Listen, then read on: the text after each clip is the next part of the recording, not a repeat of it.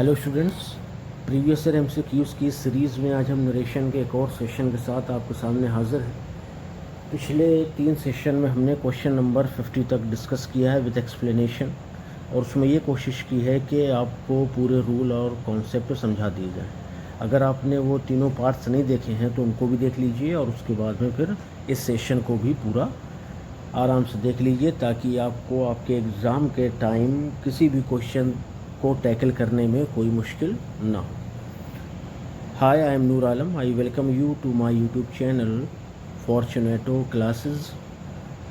So let's start our journey with question number 51 and it says, he said to me where is the post office. उसने मुझसे कहा कि where is कहाँ है the post office, डाकघर, कि डाकघर कहाँ है। तो देखिए, पहले से ही हम डिस्कस करते आ रहे हैं कि जो क्वेश्चन अंदर यानी रिपोर्टेड स्पीच में इन्वर्टेड कॉमास के अंदर जो कुछ भी लिखा होगा, सबसे पहले तो हमें ये देखना है कि वो शुरू कैसे हो रहा है। अगर वो किसी क्वेश्चन वर्ड से शुरू हो रहा है तो मतलब सेकंड टाइप इंट्रोगेटिव है। अगर हेल्पिंग वर्ब से शुरू हो रहा है तो मोस्ट ऑफ द केसेस में वो फर्स्ट टाइप इंट्रोगेटिव होगा।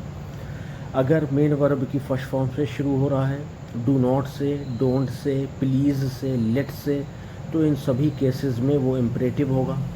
और अगर वो किसी सब्जेक्ट से शुरू हो रहा है तो फिर वो सेंटेंस असर्टिव होगा। अगर वो सेंटेंस आपका मे से शुरू हो जाए, गॉड से शुरू हो जाए, तो ये जो सेंटेंस होंगे आपके कैसे होंगे, एक्सक्लेमेटरी होंगे। तो सभी में ये जो सेंटेंसेस हैं, इन सभी में जो सेट है ना, वो अलग अलग तरह से बदलता है। जैसे अगर असर्टिव होगा तो सेट टू को आप बदलेंगे टोल्ड में। अगर इंट्रोगेटिव होगा तो आस्क्ड में या इंक्वायर्ड ऑफ में बदलेंगे। अगर इम्परेटिव है और प्लीज़ से शुरू है तो रिक्वेस्टेड में, अर्ज्ड में या प्रेड में बदलेंगे। ठीक है। अगर लेट से शुरू है तो उसका सेंस कैसा है, ऑर्डर दिया जा रहा है, एडवाइस दी जा रही है या वॉर्न किया जा रहा है, तो उसी के अकॉर्डिंग उसको चेंज कर देंगे।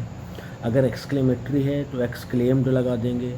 एक छूट गया था हमारा ऑप्टेटिव। अगर ऑप्टेटिव है यानी जिसमें आशीर्वाद दिया जाए या अभिशाप दिया जाए, वो ऑप्टेटिव होते हैं। तो उनमें अगर आपका आशीर्वाद दिया जाए तो विश्ड में सेड या सेड टू को बदलेंगे, और अगर वो अभिशाप देने वाला है तो सेड या सेड टू को कर्स्ड में बदलेंगे। तो ये कुछ नियम हैं जो हमें परमानेंट दिमाग में रखने हैं, डायरेक्ट से इनडायरेक्ट बनाने में, यानी नरेशन को चेंज करने में। ठीक है, चलिए अब क्वेश्चन में आ जाते हैं। ही सेड टू मी, तो यहाँ देखिए वेयर दिया है तो इसका मतलब सेड टू आस्क्ड में चेंज होगा। इन तीनों में आस्क्ड है, इसमें आस्क्ड नहीं है, इसको पहले काट दीजिए। ठीक है, आंसर तो सी दिख रहा है, लेकिन अपन डिस्कस करेंगे क्यों है सी। यहाँ देखिए ही आस्क्ड मी, यहाँ तक ठीक है, दैट नहीं लगेगा। क्यों? क्योंकि सेकंड टाइप इंट्रोगेटिव या फर्स्ट टाइप इंट्रोगेटिव में दैट नहीं लगता, बी गलत हो गया। He asked me where the post office was, उसने मुझसे कहा कि पोस्ट ऑफिस कहाँ था। वहाँ पर है, यहाँ था हो जाएगा। तो देखिए क्या क्या चेंजमेंट होगा। पहले तो जो प्रश्नवाचक शब्द होगा उसको हम बदल देंगे एक कंजंक्शन में, और जब कंजंक्शन में वो बदलता है तो क्या होता है कि अगर उसके बाद सहायक क्रिया लगी है तो इनडायरेक्ट में जब वो कंजंक्शन होगा तो सहायक क्रिया नहीं लगेगी। ठीक कंजंक्शन के बाद पहले सब्जेक्ट आएगा, पोस्ट ऑफिस आ गया है, और जो सहायक क्रिया होगी वो लास्ट में आ जाएगी। ठीक है, तो हमारा सी वाला सही है। डी वाला देखिए, ही आस्क्ड मी, उसने मुझसे पूछा, वेयर वाज, ये देखिए वही गलती है इसमें, यहाँ वाज पहले लगा दिया है जो कि गलत है। क्यों? क्योंकि अब ये इंट्रोगेटिव नहीं है। क्यों? क्योंकि जब डायरेक्ट से इनडायरेक्ट बनाया जाता है तो इंट्रोगेटिव सेंटेंस को असर्टिव बनाया जाता है, इसलिए असर्टिव में पहले सब्जेक्ट आता है और सब्जेक्ट के बाद में हेल्पिंग वर्ब आती है। ठीक है, तो ये भी गलत है, हमारा सी वाला ऑप्शन सही है। चलिए नेक्स्ट क्वेश्चन देखेंगे 52। ही said he could not come, उसने कहा कि वो नहीं आ सकता। अब वैसे तो यहाँ पर अगर देखिए ग्रामेटिकली तो यहाँ पर दैट होना चाहिए, ही said that he could not come. ठीक है ना। अब इसमें देखेंगे कि इसको हमें बदलना है किसमें, इनडायरेक्ट तो ही यही है, इन्वर्टेड कॉमास नहीं लगे ना कॉमा लगा है, इसका डायरेक्ट अपन को बनाना है। तो देख लीजिए यहाँ पर ही है, ये बदला होगा आई और बदला होगा ही के अकॉर्डिंग। क्यों? क्योंकि जो फर्स्ट पर्सन प्रोनाउन होते हैं वो हमेशा रिपोर्टिंग वर्ब के सब्जेक्ट के अनुसार ही बदलते हैं। तो इसका मतलब यहाँ पर आई होगा। देखिए यहाँ पर आई मिल रहा है अपने को, यहाँ तो रिप्लाइड दिया, ये इनडायरेक्ट स्पीच है, इसको पहले ही काट दीजिए। ये भी इनडायरेक्ट है, ये भी काट दीजिए। यहाँ शुड दे दिया, ये भी काट दीजिए। आंसर हमारा बी ही है। क्यों है वो देखिए, आई रहा होगा तो बदला ही हो गया, कैन नॉट है तो ये कुड नॉट है, ठीक है, कम का तो कम ही रहेगा, तो he said comma inverted comma I can not come, तो हमारा बी वाला ऑप्शन सही है। चलिए नेक्स्ट क्वेश्चन देखेंगे, 53 में आ जाइए। And 53 says he said he did not believe me, उसने कहा कि वो मेरे पे भरोसा नहीं करता। ही सेड, उसने कहा, he did not believe me, वो मेरे ऊपर भरोसा नहीं करता है। तो हिज रिप्लाई, ये इनडायरेक्ट दिया है, ये देखिए इनडायरेक्ट है ना, इसको डायरेक्ट को बदलना, तो पहला ही इन्होंने दे दिया, ये भी इनडायरेक्ट है, इसको भी हटा दीजिए। ही सेड टू मी, उसने मुझसे कहा, यहाँ देखिए उसको क्या किया है, गैप कर दिया। ये बहुत ध्यान से समझने की चीज़ है कि आपको कंफ्यूज करने के लिए और आंसर आपसे गलत कराने के लिए ये सब चालाकी और थियरीज़ जो हैं ये एग्ज़ामिनर अपनाते हैं। तो he said to me I don't believe you, उसने मुझसे कहा, आई है ना, तो यही कहाँ से आया होगा, आई को जब बदला गया होगा इस ही के अकॉर्डिंग, तो यही आ जाएगा। अब ये जो यू है, इस यू को बदला गया होगा ऑब्जेक्ट के अकॉर्डिंग, तो ये मी हो जाएगा। और यू यहाँ पर मी क्यों है भाई, आई क्यों नहीं हुआ, तो समझिए जब यू का यूज़ आप किसके बात करते हैं, यहाँ से समझिए, जब यू का यूज़ आप वो हेल्पिंग वर्ब या मेन वर्ब के बात करते हैं ना, तो वो वहाँ पर ऑब्जेक्ट होता है। और हमें पता है कि यू का ऑब्जेक्ट और सब्जेक्ट दोनों यू होते हैं। तो बस ये ध्यान रखना है कि जब हेल्पिंग वर्ब या मेन वर्ब के बाद यू दिया होगा तो वो ऑब्जेक्टिव केस में होगा, और अगर हेल्पिंग वर्ब मेन वर्ब से पहले दिया होगा तो वो सब्जेक्टिव केस में होगा। अगर ये यहाँ पर होता यू डोंट बिलीव मी मान लीजिए होता, तो यहाँ पर जब यू होता तो फिर इस यू को बदलते according to second person pronoun ये, तब ये यहाँ पे चेंज हो जाता। ठीक है, ठीक है ना। तो मी के अकॉर्डिंग यहाँ पर भी बदलते, लेकिन फिर क्या आता, आई आता। क्यों, क्योंकि यू फिर ये सब्जेक्टिव केस में होता। ठीक है, तो हमारा सी वाला ऑप्शन सही है। नेक्स्ट क्वेश्चन देखिए 54 and it says Ram said he was very busy then, राम ने कहा कि वो उस समय बिजी था। तो Ram said comma note comma I आ गया है ही की जगह पे, वही सेंस है कि आई दिया है तो राम के अकॉर्डिंग ही हो गया है, एम का वास हो गया है, वेरी की जगह वेरी है, बिजी, और देन की जगह पर क्या है, नाउ, नाउ है सॉरी। तो ये हमारा ए वाला ऑप्शन हो गया है। चलिए नेक्स्ट क्वेश्चन देखते हैं। Find out the correct indirect narration of the following. देखिए ये हमने जो कल बात की थी एलास वाली, ये कौन सा सेंटेंस होगा हमारा, एक्सक्लेमेटरी होगा। और जब एलास से कोई सेंटेंस शुरू होता है तो इसका मतलब है कि वो दुख प्रकट कर रहा है। क्या प्रकट कर रहा है, दुख, दुख या सैडनेस, इंग्लिश में सैडनेस कह देंगे, ठीक है, अनहैप्पीनेस। तो ही एक्सक्लेम्ड, ये तो डायरेक्ट इन्होंने बना दिया, ये गलत है, एलास लिखा ही नहीं जाता, हटा दिया जाता है। ये बी वाला भी गलत है क्योंकि इसमें भी एलास दिया है।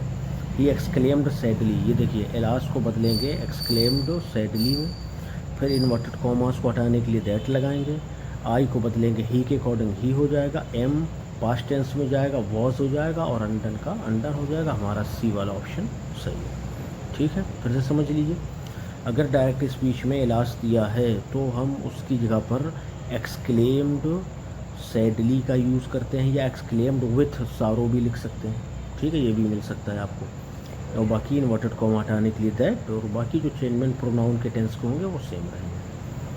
चलिए next question 56, find out the correct indirect narration of the following. He said to me what are you doing, उसने मुझसे कहा कि क्या तुम क्या कर रहे हो।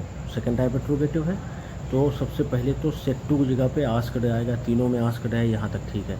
अब यहाँ पर मी है, यहाँ पर टू मी है, तो पहले बी वाले को काट दीजिए, आस्क्ड के बाद टू का यूज़ नहीं होता है। व्हाट आई किसके लिए आया, यू को बदलेंगे अपन मी के अकॉर्डिंग, तो यहाँ यू जो है वो मेन वर्ब के पहले है, तो इसका मतलब है कि ये सब्जेक्टिव केस में है, तो मी के हिसाब से बदलेंगे तो आई हो जाएगा, आर का वाज हो जाएगा, एक साथ वाज आता और ये डूइंग हो जाएगा। हमारा ए वाला ऑप्शन सही है। चलिए नेक्स्ट क्वेश्चन देखिए change the narration of the following. Narration बोल रहा है लेकिन ये डायरेक्ट स्पीच है, अपन को इनडायरेक्ट में बदलना है। ठीक है, you say that you cut the finger. ये पहले देखिए प्रेजेंट है, तो प्रेजेंट वाला एक हमारा ये दिया है ए वाला और ये बी वाला, जहाँ पर सेड सेड दिया है इनको तो आप पहले हटा दीजिए, ये दोनों हट जाएंगे। अब इन दोनों में देख लीजिए, you say that you cut the finger, तुम कहते हो कि तुम फिंगर काट सकते हो। You said that I cut, अब यहाँ देखिए आई है ना ये, अब ये आई का नियम क्या होता है, प्रोनाउन के नियम में हम जानते हैं कि जब वो आई दिया होगा यानी फर्स्ट पर्सन जो प्रोनाउन दिए होंगे, तो वो फर्स्ट पर्सन जो प्रोनाउन होंगे वो हमेशा सब्जेक्ट के अकॉर्डिंग बदलते हैं रिपोर्टिंग वर्ब के। तो जो आई है वो बदलेगा यू के अकॉर्डिंग, तो क्या हो जाएगा, यू हो जाएगा। तो you say that you cut the finger, तो हमारा ए वाला ऑप्शन सही है। ये सेड सेड की वजह से दोनों गलत हो गए, और ये से दैट आई इसको चेंज नहीं किया गया इसलिए ये भी गलत हो गया। ठीक है, तो 57 का ए ऑप्शन आंसर का सामने ही है, लेकिन उसको समझना है अपने को, और जो समझना है वही हमारी प्रैक्टिस है जो हमारे एग्जाम्स में काम आने वाली है। What change is required in the verb rotates if the following sentence is converted into indirect speech? ये अच्छा सवाल है। बात वही है कि अपन चेंज करेंगे तो जो है कह रहा है रोटेट में क्या फ़र्क पड़ेगा चेंज करने में, या किसकी ज़रूरत पड़ेगी, तो पता चल जाएगा। अभी देखिए, द टीचर सेड, टीचर ने कहा, क्या कहा भाई, टीचर ने कहा the earth rotates on its own axis, की जो अर्थ है वो अपनी खुद की धुरी पर घूमती है। रोटेट्स मतलब घूमना। अब देखिए हम डिस्कस कर चुके हैं कि जब रिपोर्टेड स्पीच में कोई हिस्टोरिकल फैक्ट दिया हो, कोई हैबिट दी हो, या कोई यूनिवर्सल ट्रुथ दिया हो, तो वहाँ पर टेंस में चेंजमेंट नहीं करते हैं। तो रोटेट्स को बदलने के लिए हमें किसी भी चीज़ की ज़रूरत नहीं है, यानी नो चेंज इज़ रिक्वायर्ड। ठीक है, इसका आसान जो होता है वो दिया होता है the earth moves around the sun. ठीक है, ये भी यूनिवर्सल, तो उसमें भी चेंजमेंट नहीं होता है, इसमें भी चेंजमेंट नहीं होगा। चलिए नेक्स्ट क्वेश्चन देखते हैं, 59 एंड 59 सेज, ब्लर है थोड़ा सा, खैर दिख रहा है क्या करना है। Which of the following will be the correct indirect speech, यानी हमें इनडायरेक्ट स्पीच छाटना है इस डायरेक्ट स्पीच की। He said I shall leave this papers, तो यहीं से समझ लीजिए ही सेड हमारा जो सेंटेंस है वो शुरू हो रहा है सब्जेक्ट से, यानी असर्टिव है, तो यहाँ पे दैट लगेगा। ही सेड दैट, आई बदलेगा किसके अकॉर्डिंग, ही के अकॉर्डिंग, ये ही हो जाएगा। शैल का शुड होगा लेकिन यहाँ पे उड़ आना चाहिए, ठीक बात है ना, क्योंकि ही के साथ विल आएगा तो विल को बदलेंगे तो वो उड़ हो जाएगा। ही वुड लीव दीज की जगह पर दोज हो जाएगा, और जहाँ पर हेयर दिया है वहाँ पर देयर हो जाएगा। देखिए हेयर का देयर ये दिया है, दीज का दोज ये दिया है, शैल का उड ये दिया है, आई का ही ये दिया है। जो जो अपन ने चेंजमेंट किए वो सारे पहले ही सेंटेंस में हैं, तो हमारा इसका ए ऑप्शन सही है। ठीक है, ये शुड नहीं होगा, यहाँ कंफ्यूज मत होइएगा कि शैल का शुड ही होगा, नहीं, जो आप चेंज कर रहे हैं उस नए कर्ता के अकॉर्डिंग अगर उसके साथ विल लगता होगा तो उड लगेगा, अगर शैल लगता होगा तो फिर शुड लगेगा। ठीक है, चलिए नेक्स्ट क्वेश्चन देखेंगे, 60, change the direct sentence into indirect. चलिए, मोहन सेड, मोहन ने कहा एलास आई एम अनडन, वही सेंटेंस है, सब्जेक्ट को चेंज कर दिया है।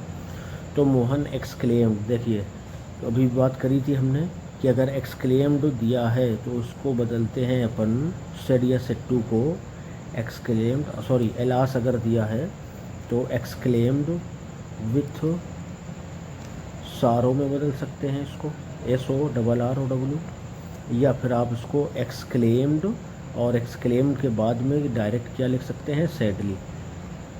ठीक है, उसने दुख से कहा, दुखी होते हुए कहा, इसे से का ही अर्थ है, लेकिन अभी यहाँ ये मतलब हो जाएगा कि दुख सामने खड़ा है उससे कह रहा है, तो अपन कहेंगे दुख पूर्वक, दुख भरे अंदाज में कहा, ऐसा कह सकते हैं।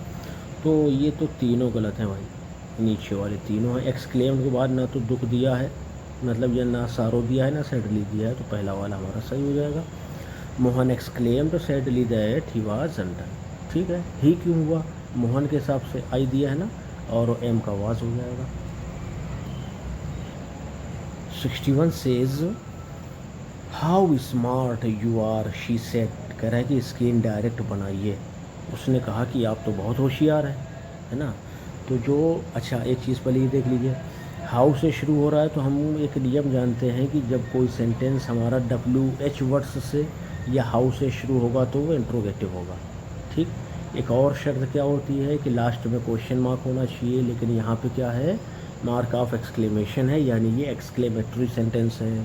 तो जब ये एक्सक्लेमेटरी है तो इसका मतलब है कि जहाँ पर सेड है वहाँ पर हमारा आस्क्ड नहीं आएगा, वो किसी में दिया भी नहीं है। ठीक है, तो यहाँ पर हाउ से सरप्राइज़ दिखाया जा रहा है। अगर नियम आप देखिए तो एक्सक्लेम्ड के साथ में विद सरप्राइज़ लगा होना चाहिए था। जब हाउ या व्हाट दिया होता है तो एक्सक्लेम्ड के साथ में अपन क्या यूज़ करते हैं, विथ प्राइज़। ठीक है, लेकिन यहाँ नहीं दिया है तो चलिए उसको अपन छोड़ेंगे भी। तो she exclaimed that I am smart, नहीं भाई, पास्ट टेंस तो चेंज करिए। आई तो ठीक चेंज किया है, यू को बदलेंगे, ऑब्जेक्ट के हिसाब से कोई ऑब्जेक्ट अपन मान लेंगे। ठीक है, मी मान लेंगे तो वो आई हो जाएगा। She exclaimed that he was very smart, उसने कहा कि वो बहुत होशियार है। एक्सक्लेम्ड में बदल दिया, इन्वर्टेड कॉमास को हटाने के लिए दैट लगा दिया, और यहाँ पर मी ना मान करके इन्होंने हिम माना है तो ही हो गया है, और जो आर है उसका वाज हो गया है, हाउ की जगह पर वेरी और स्मार्ट आ गया। ठीक है भाई, चलिए नेक्स्ट क्वेश्चन देखेंगे 62 and it says turn the following into indirect speech. Indirect में बदलिए, do you right a good hand. He said, उसने पूछा कि क्या आप अच्छी राइटिंग में लिख सकते हैं, मतलब कि आपकी राइटिंग अच्छी है, ये सवाल है। तो देखेंगे हम कि जो सेंटेंस है शुरू हो रहा है किससे, सहायक क्रिया से, हेल्पिंग वर्ब से। तो ये फर्स्ट टाइप इंट्रोगेटिव है। इन्वर्टेड कॉमास को हटाने के लिए इफ़ या वेदर लगेगा, तो ये चारों में वेदर दिया हुआ है। ठीक, यहाँ तक तो आस्क्ड, ठीक, आस्क्ड भी चारों में दिया है, ही भी चारों में दिया है, तो ये यहाँ तक तो ठीक है। अब do you right, he said, देखिए यहाँ पर ही है तो इसका मतलब है कि यहाँ पर हम टू मी मान सकते हैं। ठीक है ना, ही सेड टू मी होगा तो यू बदलेगा मी के अकॉर्डिंग, तो ये आई हो सकता है। I wrote a good hand, क्या मैं अच्छी राइटिंग में लिख सकता हूँ, क्या मैंने अच्छी राइटिंग में लिखा, तो ये सवाल हो गया। अब देखिए यहाँ पर दे दिया है, यहाँ पर आई सही चेंज किया, लेकिन यहाँ पर थर्ड फॉर्म लगा दिया तो ये गलत हो गया, दे गलत हो गया, वॉज रिटेन ये भी गलत हो गया। तो हमारा ए वाला ऑप्शन जो है वो सही है। यहाँ पर प्रेजेंट इंडेफिनिट था, पास्ट इंडेफिनिट बनाया, तो पास्ट इंडेफिनिट में असर्टिव सेंटेंस में वर्ब की सेकंड फॉर्म का यूज़ किया जाता है। ठीक है, ए ऑप्शन सही होगा। प्रैक्टिस करते रहिए भाई, नियम पढ़ने से बात नहीं बनेगी जब तक आप सेंटेंस को समझेंगे नहीं कहाँ से क्या चेंज हो रहा है ना। चलिए next question, find out the correct indirect narration of the following. He said to them all, उसने सभी से कहा गुड बाय माई फ्रेंड्स, मेरे फ्रेंड्स गुड बाय। देखिए जब कभी गुड बाय आपको मिल जाए तो ये जो सेड या सेड टू है ना, सेड या सेड टू को हम बदल देते हैं BADE, बैड। ठीक है, बैड का बिड, देखिए इसको समझिए, ये बिड से बनता है। बिड का मतलब क्या होता है, या तो बोली लगाना, या फिर बिड मतलब बाय बाय करना, अलविदा कहना। ठीक है, तो सेड वाले तो वैसे ही गलत होगा, जो ये सेड वाले बेड इसी में दिया है और बेड करते हैं, और उसके बाद में गुड बाय को ठीक उसी के बाद लिख देते हैं। और क्योंकि इम्परेटिव है तो फिर अपन क्या करेंगे, इन्वर्टेड कॉमास को हटाने के लिए हम क्या करेंगे भाई, ऑप्टेटिव में भी आता है ये हम, लेकिन इस तरह के जो सेंटेंस होंगे ऑप्टेटिव में वो टू लगता है उसमें, टू ऑल हिज फ्रेंड्स। वैसे टू तो यहाँ पहले ही दिया है, इसको यहाँ से यहाँ पर इन्होंने आकर के जोड़ दिया है। तो he bade goodbye to all his friends. इसे मान लीजिए यहाँ पर ये गुड बाय ना होता, बाय ना होता, और यहाँ पर लिखा होता मॉर्निंग। एक और नियम ऑप्टेटिव का समझ लेते हैं कि अगर गुड मॉर्निंग लिखा होता तो फिर ये बेड, यानी जो सेड या सेड टू है ये बेड में नहीं बदलता, बल्कि ये सेड या सेड टू फिर हमारा बदल जाता किसमें, विश्ड में। ही विश्ड होता यहाँ पे, wished his our wished good morning to all his friends. ठीक है ना, तो ये अंतर है। गुड बाय या गुड नाइट दिया होगा तो बेड लगाएंगे, good morning, good evening, good afternoon दिया होगा तो फिर अपन विश्ड लगाएंगे। ठीक है, hope it is clear. Next question देखिए 64, he said I want to talk to you, उसने कहा कि मैं तुमसे बात करना चाहता हूँ। डायरेक्ट है, इनडायरेक्ट में बदलना है, साफ दिख रहा है तो अपन बदल लेंगे भाई। ही सेड, दैट लगाना चाहिए यहाँ पे, तो ये वही काट दीजिए, गलत हो गया। ही सेड, दैट लगाया, बहुत अच्छी बात है। ही क्यों आया, आई दिया फर्स्ट पर्सन, बदलेगा सब्जेक्ट के अकॉर्डिंग, ठीक है, तो ही हो जाएगा। वांट प्रेजेंट इंडेफिनिट है, वांटेड पास्ट इंडेफिनिट हो जाएगा। टू टॉक, और ये जो यू है ये बदलेगा यहाँ पर हिम मानने पे, तो यहाँ पर हमारा हो जाएगा यू का हिम। वैसे तो ये ही है, तो वैसे जो सही नियम कहता है यहाँ पर मी मानना चाहिए था, क्योंकि सब्जेक्ट और ऑब्जेक्ट में थोड़ा सा फ़र्क रखना चाहिए ताकि चेंजमेंट जो हो रहा है वो हमारे समझ में आ जाए। लेकिन क्योंकि मी कहीं दिया ही नहीं है, ठीक है ना, हिम यहाँ भी दिया है। इसको देख लीजिए, यहाँ पर हैड इन्होंने यूज़ कर दिया है, तो ये वाला भी गलत है, हैड का तो सवाल ही नहीं है कहीं पे, ठीक है ना। और ये क्यों गलत है, he said that he wanted to talk to you, यहाँ पर यू को नहीं चेंज किया तो ये इसलिए गलत हो गया। और यहाँ he said he wanted to talk to you, इसमें भी वही बात है, यहाँ पर डैड भी नहीं लगाया और यू को भी नहीं बदला, तो ये वाला सेंटेंस सही है कि इसमें सारे चेंजमेंट सही किए गए। चलिए नेक्स्ट क्वेश्चन देखेंगे, ये हमारा था 64, अब आ जाइए 65 में। 65 ऊपर होगा, ये भी थोड़ा सा बिलर है लेकिन दिख रहा है, समझने भर के लिए काफ़ी है। I am going to Delhi, he declared, उसने डिक्लेयर किया कि वो भाई दिल्ली जा रहा है। ही सेड दैट, भाई डिक्लेयर पहले से ही चेंज है तो सेड तो नहीं होगा। He was going to Delhi, he declared, ये सही नहीं लिखा है।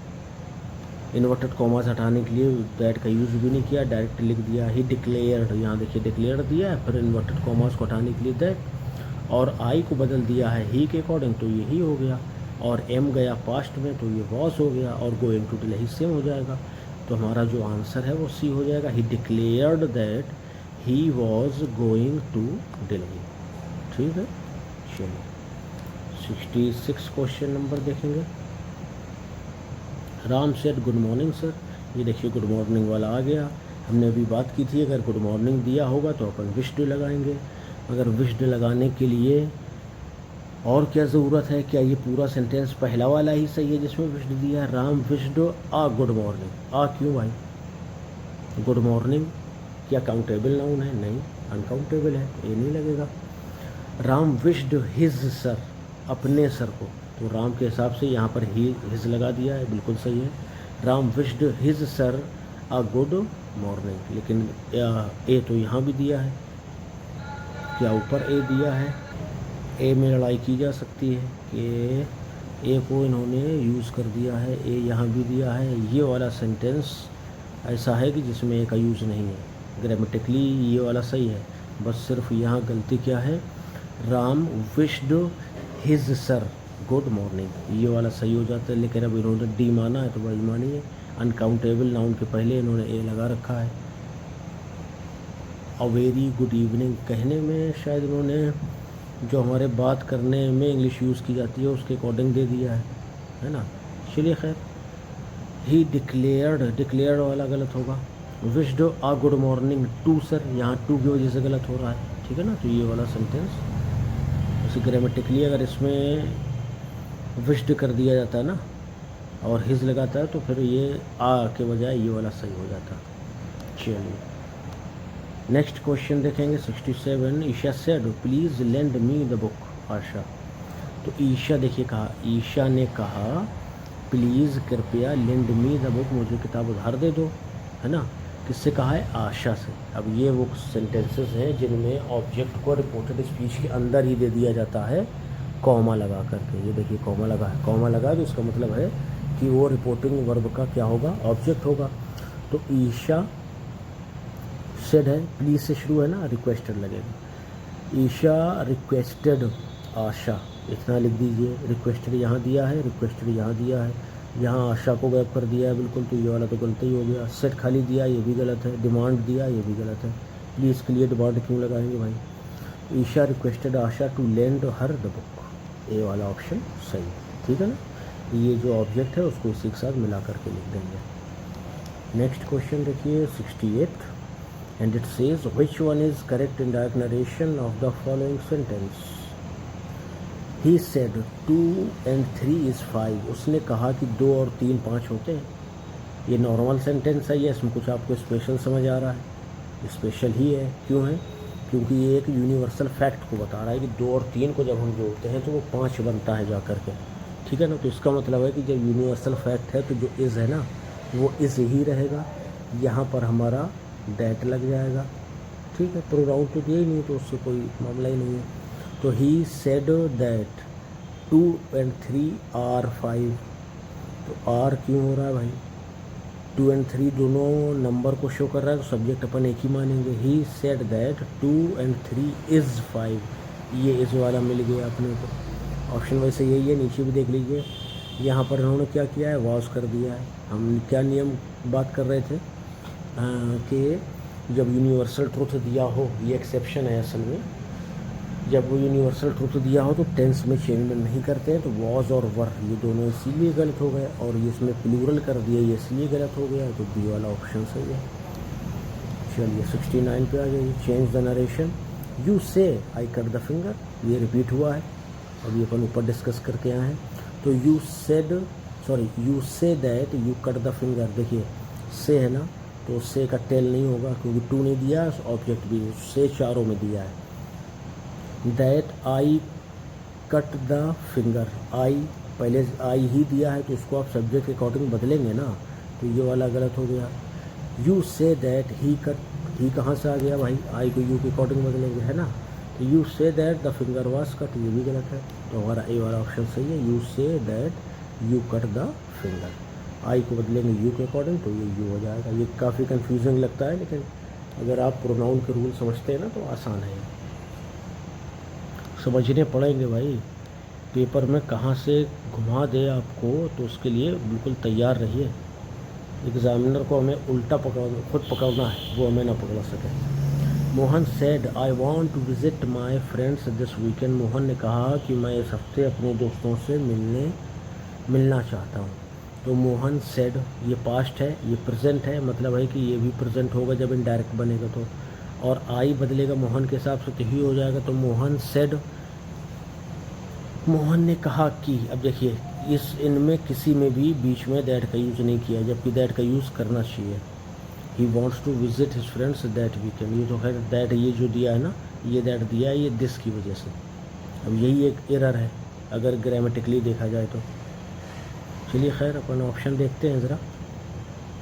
Mohan said that he wants to meet his friends that weekend. Wants है, ये पास्ट है तो ये भी पास्ट में जाएगा। ऐसे ही ये डी वाला है, इसको भी काट दीजिए। चलिए ये दो ख़त्म हो गए। Mohan said he wanted to visit his friends that weekend, और ये कह रहा है Mohan said he wanted to visit his friends this, ये दिस की वजह से गलत हो गया। ठीक है ना? तो ये जब दिस की वजह से गलत होगा तो हमारा पहला वाला ऑप्शन वॉन्ट्स की वजह से गलत है, और ये वाला हमारा जो है said that he wanted to visit, ये वाला ऑप्शन सही है। ये वाला गलत क्यों है? हिज फ्रेंड्स, ये दिस की वजह से गलत है, और ये वॉन्ट्स की वजह से गलत है। यहाँ दिस भी दिया है उसकी वजह से भी गलत है। ठीक है, तो हमारे क्वेश्चन हो गए 70। उम्मीद है आपको सेशन पसंद आया होगा, और अगर सेशन पसंद आया है तो इसे लाइक शेयर कर दीजिए, और रूल्स को, कॉन्सेप्ट्स को समझने के लिए बार बार वीडियो को देखिए। तो जब आप एग्ज़ाम में बैठेंगे तो पूरी उम्मीद है कि आप एग्ज़ाम्स में आने वाले क्वेश्चन को आसानी से टैकल कर पाएंगे। ठीक है, चलिए मिलते हैं नेक्स्ट सेशन में। Till then bye bye, thank you.